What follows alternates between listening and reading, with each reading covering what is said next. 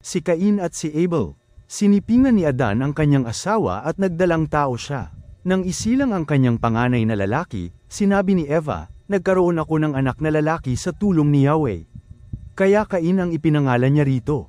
Sinundan si Cain ng isa pang anak na lalaki, at Abel naman ang ipinangalan dito.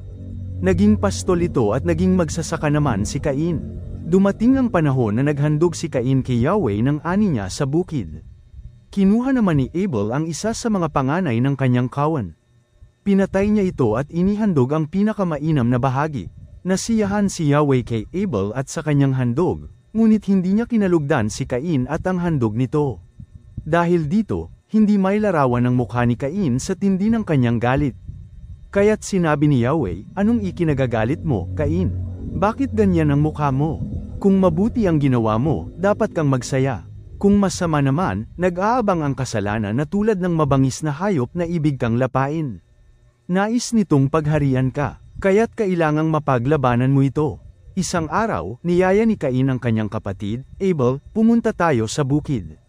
Sumama naman ito, ngunit pagdating nila sa bukid ay pinatay ni Cain si Abel. Tinanong ni Yahweh si Cain, "Nasaan ang kapatid mong si Abel?" Sumagot siya, "Hindi ko alam.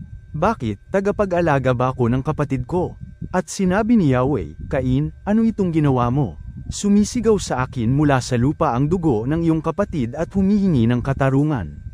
Sinusumpa kita ngayon, at hindi mo na maaaring bangkilan ang lupa dahil damanak doon ang dugo ng kapatid mo na iyong pinaslang. Bangkilan mo man ang lupa upang tamnan, hindi ka mag-aani, wala kang matitirhan at magiging lagalag ka sa daigdig." Napakabigat namang parusa ito, sabi ni Cain kay Yahweh. "Ngayong pinapalayas mo ako sa lupaing ito upang malayo sa iyong paningin, at maglagalag sa daigdig, papatayin ako ng sinumang makakakita sa akin." "Hindi," sagot ni Yahweh. "Paparusahan ng 7 ibayo ang sinumang papatay sa iyo." Kaya't nilagyan ni Yahweh ng palatandaan si Cain upang maging babala sa sinuman na hindi siya dapat napatayin.